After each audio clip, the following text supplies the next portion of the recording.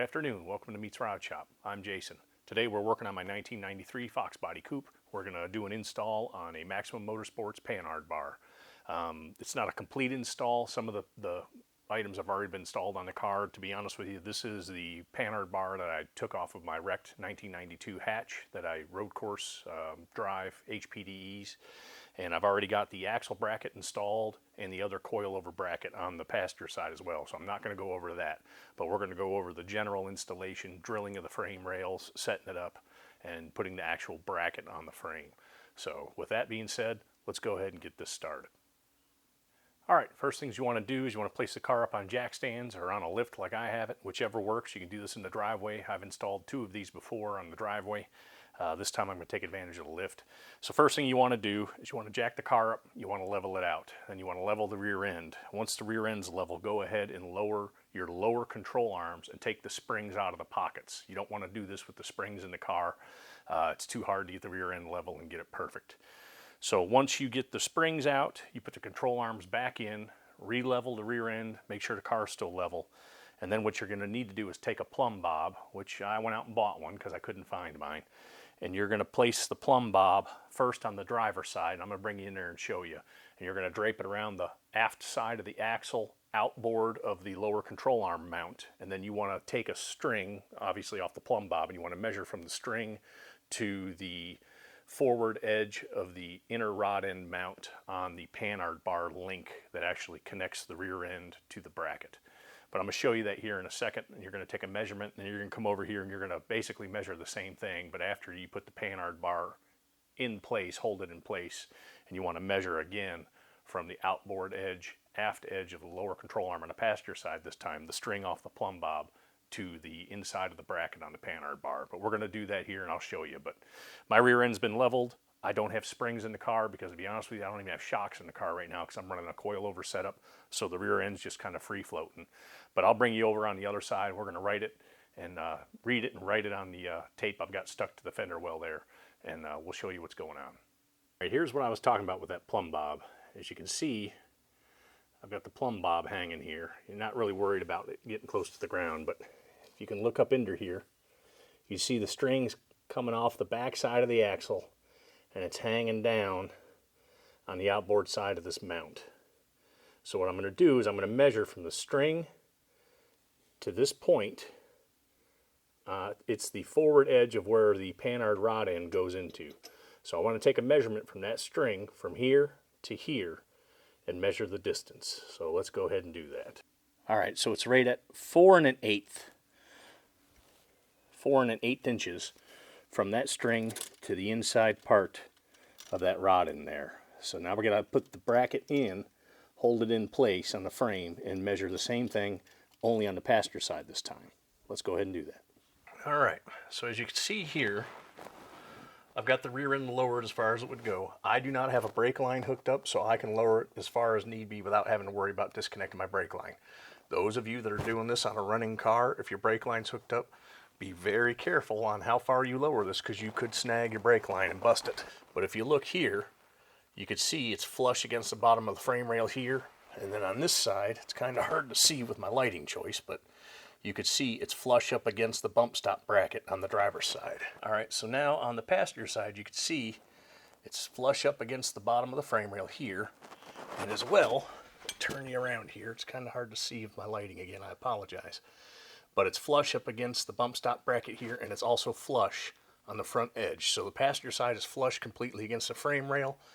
Same with the driver's side. So now we'll go ahead and we'll jack up the rear end, and we'll take the measurement.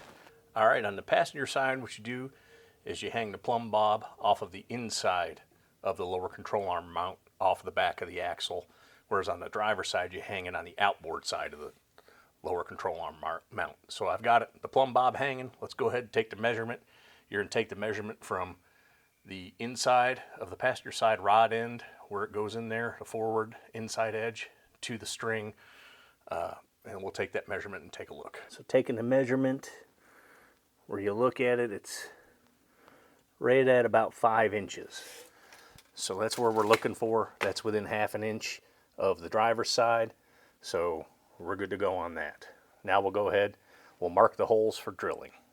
All right, now that we've measured the Panhard bar mount, we've got our holes marked. We're going to go ahead and we're going to lower the rear end, which is what I've done here, and we're going to pull the mount out, and we're going to drill the outside of the frame rails to 5/8 of an inch. First thing you want to do is you want to drill to 1/8 of an inch. Of course, center punch it, make sure you got it centered in a hole, and then step it up 1/8 inch, 5/16, 3/8, half, 5/8, whatever you want to do.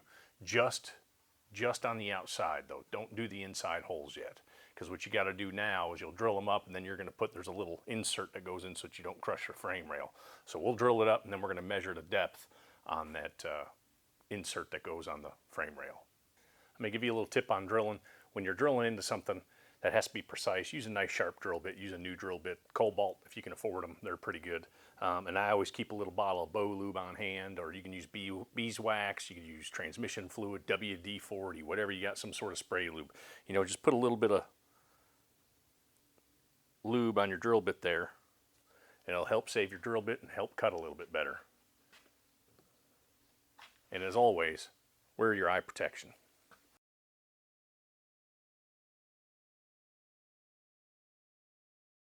All right, I've got the 1/8 inch holes drilled. We're going to go ahead and start stepping it up to 5/8 of an inch. All right, we've got the holes drilled up to 5/8 of an inch on the outside of the frame rails on both sides, passenger and driver. So now what you need to do is you need to take a bolt or a screwdriver or a piece of wood, your finger, somebody else's finger preferably, and you're going to slide it into the hole, and you're going to measure the depth of the hole to the inside of the other frame rail. So you're measuring in there. Take a marker. Mark around your buddy's finger, hopefully his, because remember, don't ever put your finger somewhere you wouldn't put your willy at. But anyway, so you go ahead and you mark the depth, and then what you're going to do is you're going to take the anti-crush bracket, which this slides in and stops you from crushing the frame rail down when you're tightening it down. You're going to place it up against the inner part of that, and you're going to mark how long you need to cut your brackets. So you'll go ahead and hold it in place. Again, take your marker. You're going to mark on there the depth that you need to set it to. Remember, you want to put it 1/16 to 1/18 of an inch shallower than what your actual depth is, so that it will squeeze the frame rails a little bit. So I've got these marked on the driver's side. I'm going to go ahead and cut this one. I'm going to mark the passenger side, and we'll get going. All right, now that you've got the holes drilled up and deburred, you're ready to stick these plates in here that you've cut down to the correct size. Before you do that, you may want to take a little bit of paint. I'll use some weldable primer or something. Stick it in these holes that we don't have raw steel getting rusty with your Panhard bar on there. So you'll stick these brackets in the holes. Make sure they're flush. Take a C-clamp it to the frame, and then you'll drill through the inner frame rail. And again, go ahead and use a little lube on your drill bit. It's a 3/8 drill bit to drill through the inside. Lube it up, cram it home.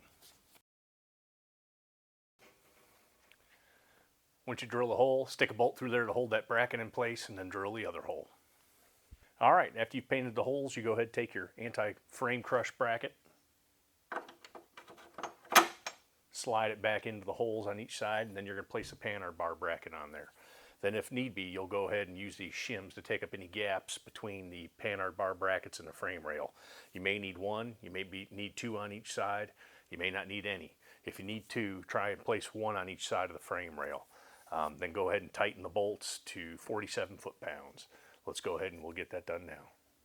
All right, now that we've got the Panhard bar bolted down, tightened down, we get the shims in place, we're ready to put in the actual Panhard bar that goes between the Panhard bracket and the axle.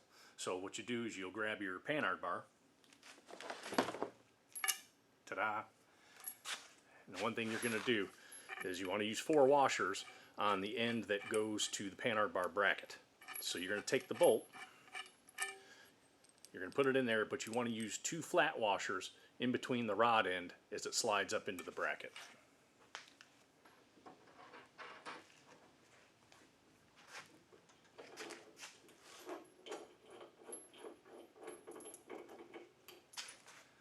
And then you want to do the same thing for the rod end that goes into the axle bracket. You want to use a washer on each side of the rod end inside the bracket.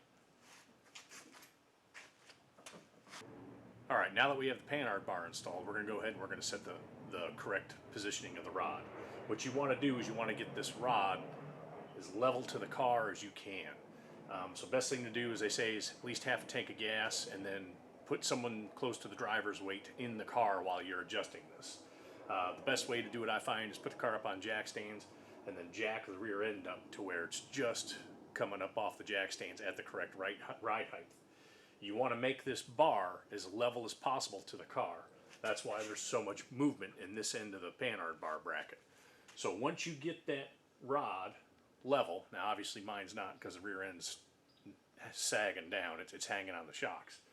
Once you get that thing level, go ahead and lock down the rod end. And you want to break loose the rod end jam nuts here, okay?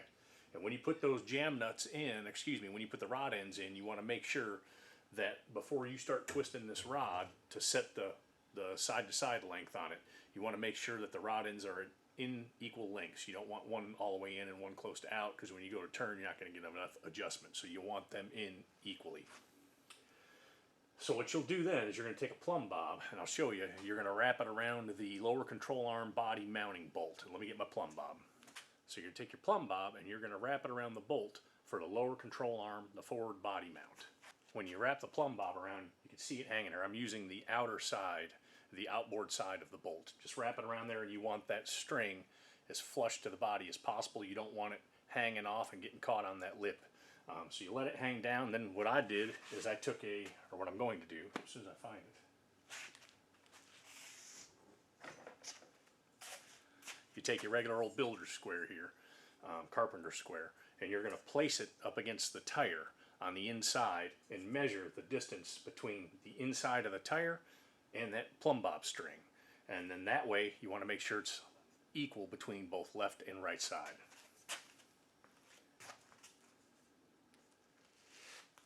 So you'll take your measurement to the string, and when you level out the carpenter square, you want to make sure it's not riding on the letters of the tiring of the letters of the tire, or in the seam, which is a low spot in the sidewall of the tire. You want to make sure it's level on the tire. You'll take your measurement. That'll tell you whatever it is, 2.5, 3 inches from that string. So what you'll do on the other side is you'll put the plumb bob in the same location on the other side and do the same measurement. And then what you'll do is you'll equal out by turning this rod clockwise or counterclockwise. It will move the rear end or move the car left or right. And you want to move that rear end until it's within a 1/16 of an inch on each side. And then lock it down. That's it. You're done. So that's it for the Panhard bar installation. I've still obviously got to adjust mine. I haven't even set the ride height yet. But for everyone else, you'd be done at this point. Drive it around, make sure it doesn't clunk. You do want to check it once in a while. What I like to do is put a little anti-sabotage goo on here. It'll tell you if it's moved. You can use a marker or whatever. Just mark it and see if it's moved every so often. Retorque it every so often. Of course, track days, you want to do a good prep on that. But that's pretty much it. Again, I want to thank you for checking in on this, watching this video. Hopefully you understood it. If you have any questions, you can always put them down in the comments. Feel free to fire away at me. But I do appreciate your time. I appreciate you watching this video. Thank you. Have a good day. Remember, keep your stick on the ice and keep your head up.